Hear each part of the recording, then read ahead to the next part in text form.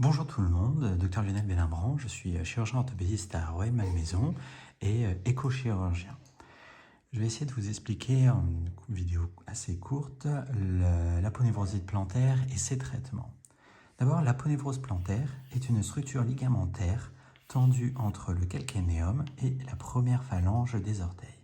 Nous avons ici tous les os et c'est une structure assez fine d'environ 3 mm tendue entre ici et ici. Et chez tout le monde, c'est une structure qui va se tendre et se détendre au gré de la déformation du pied lors du pas. Chez certaines personnes, cette déformation est un petit peu plus importante, liée à l'obésité, la course et des fois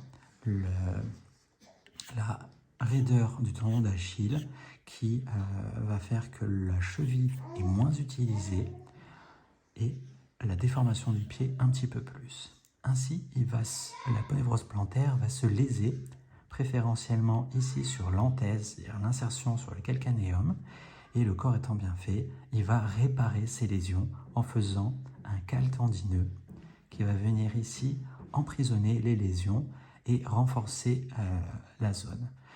L'embêtant, c'est que cette zone va devenir de plus en plus rigide et si les déformations ne cessent pas, ici, l'aponévrose va devenir de plus en plus importante jusqu'à atteindre 5 mm et plus. En quoi consiste le traitement? Le traitement consiste à rallonger cette aponévrose plantaire pour donner un petit peu plus de possibilités à se tendre et se détendre.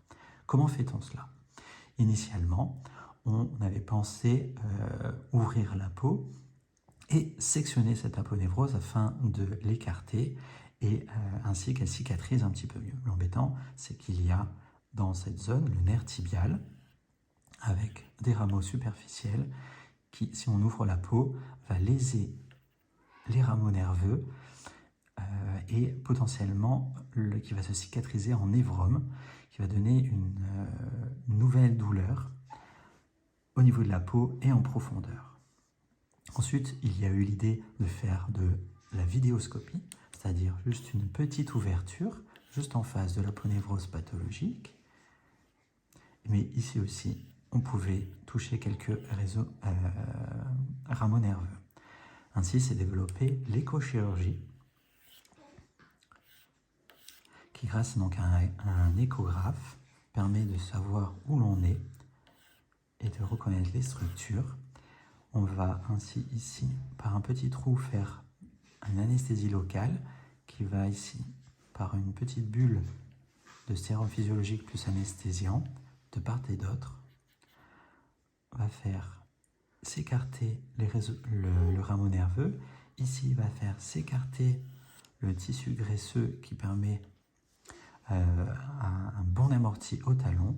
Ainsi, nous aurons ici une chambre de travail pour insérer donc une aiguille de gros calibre, mais qui rentre par ce petit point, et par des va-et-vient, sectionner l'aponévrose plantaire.